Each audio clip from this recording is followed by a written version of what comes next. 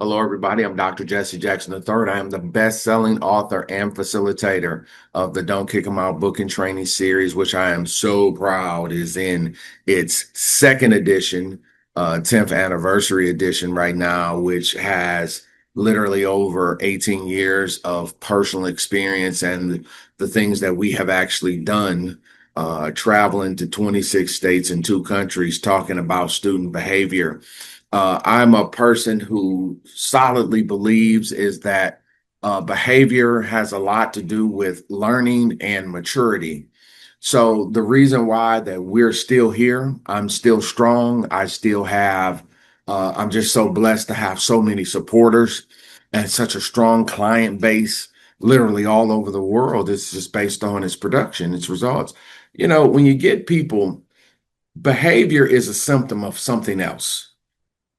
And the things that I learned along this journey, for those of you who've now followed me my whole journey, is I've had the full scope of K-12 education. I've worked at all of the levels, uh, counselor in college, taught in college, um, all jobs in human services, right? The therapist here. But the most beneficial role that I believe I had in my 30 years of work was definitely running a pod in the juvenile facility and being totally responsible for maximum security, people that have committed felonies and they're under your care, and the judge is trusting you to know what to do with a juvenile who's committed a felony. So should they go to prison or are we going to let them out at 19? And the objective on the inside was about changing behavior. Like it never changed, right? Like because you starting to really understand how people think, what makes them that way. And that is the thing that I think some foundations that I learned in there that has made really school really easy. But it's kind of common sense if you like understand it. The thing is it's not common practice and it's not easy to do. Look at this. These are some baseline things for me that when it comes to why don't kick them out, is just it because it's a personal growth program. It is about personal discipline. It's about getting adults to work together. It's about getting adults to be consistent. It's about school boards and administration evaluating policies. I am so proud now that schools all over the country are now adopting the one and done fight. Well, I said that. I'll put that in closing the fighting gap. That's now in Don't Kick 'em Out 2.0. I said that. I said that years ago, but I knew that from being on the inside. If these guys are already in there for violent offenses, you can't come up in the jail and fight. Nah, man, I'm not playing with you. And guess what? They get it. They get it. The kid gets it. We can work with you on a lot of these other things, but you can't come do drugs. You can't touch people and hurt people. Man, this week I've probably seen we're just watching film with security and administration, and I'm looking at the fights they had on the bus, and I'm like, what were you? That they were unimaginable. But I've literally got these 30 other kids here looking in Terra, and so now we've just hijacked an environment with Terra, and we're talking about you come back in 10 days or something. Like, what do you think? They're not thinking. So the one thing advantage I've always had is I've had the ability to change behavior. It's not just the rule reward system, helping people to grow up. So the number one thing in the don't kick them out way of life that has helped schools and the stuff that I'm more into it now than ever before, is number one is the importance of clear boundaries, right? You got to like have a line, you got to have the line that all relationships function by boundaries. And when a relationship goes left, it's because boundaries get crossed. People, you know, kind of go with it, and then they get upset that it went that far. First pillar of behavior, first pillar of getting behavior under control in school, it's clear boundaries. Two, a clear code of conduct. Number three, my behavior policies must support what I'm doing. Like if I have a standard, then we need to execute on the standard. Where we have right now is there's a lot of conflict on the policy because people are interpreting the policy like fighting. People used to try to interpret fights. No, man, I went to the DA I knew what was going on in my place.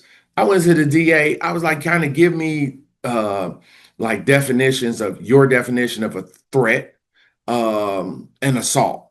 Because I need to understand what's going on. I'm not trying to lock anybody up, but I have to have clarification of what is a go and what's a no. That's where you started to see when I started reading these thousands of behavior referrals, you started to see there was no clarification. So that's why you would have one of my districts wrote 12,900 referrals, but well over a lot, 11,000 of those were willful defiance, disobedience. Well, I don't even know what that means. Okay.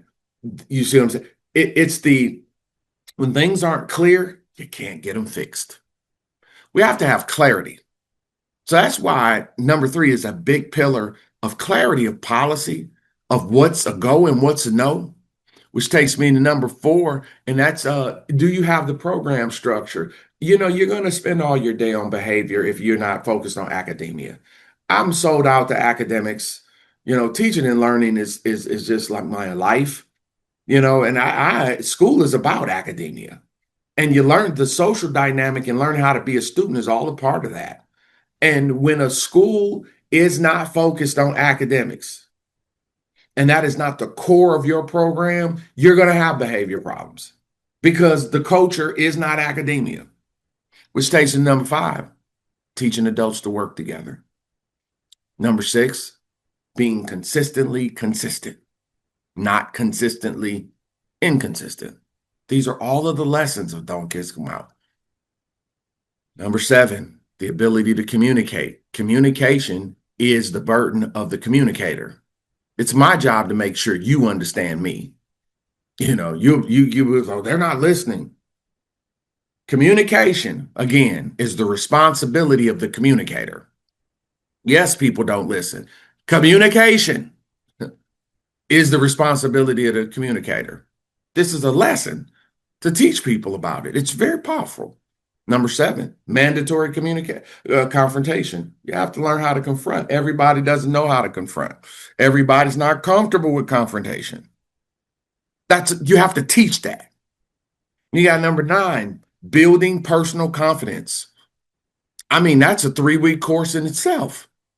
You know, we just assume because people are adults or they're teachers or whatever that their confidence is intact. That's just not the truth.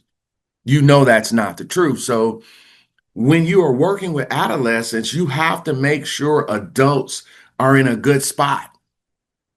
And then number 10, increasing student rapport. That means as it just gets better, I can work with you better, relate to you better. You understand me, I understand you. We can get a lot more production. That is the don't kick them out way. That is the don't kick them out way. Those 10 pillars are the don't kick them out way. And those are all personal development, organizational development. And that's what lowers the scores. I am extremely proud of our record.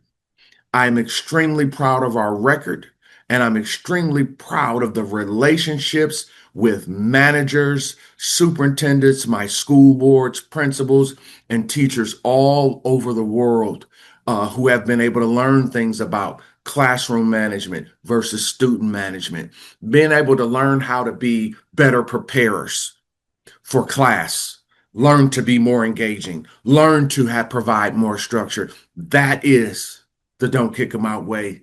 My friends, I'm just so excited at the relaunch of Don't Kick Them Out 2.0. It is the 10-year anniversary edition with just tons of new content about how do we take behavior off this table and commit our schools to teaching and learning. It's a great read, and this is definitely my best training, and I'm just glad to be relaunching it. And if you know you need it, I just would love, I would really love to work with you on this. And I do understand there's specific schools that Don't Kick Them Out was made for. Right. It's just we have to do things differently there to gain the type of results we need. If I could help you, if you believe I'm the guy to help coach your team to achieving your goals, of academic production and helping young people be scholars with scholarly, productive behavior, please give us a call. Reach out today. I am so for looking forward to working with you, and I'll see you in class.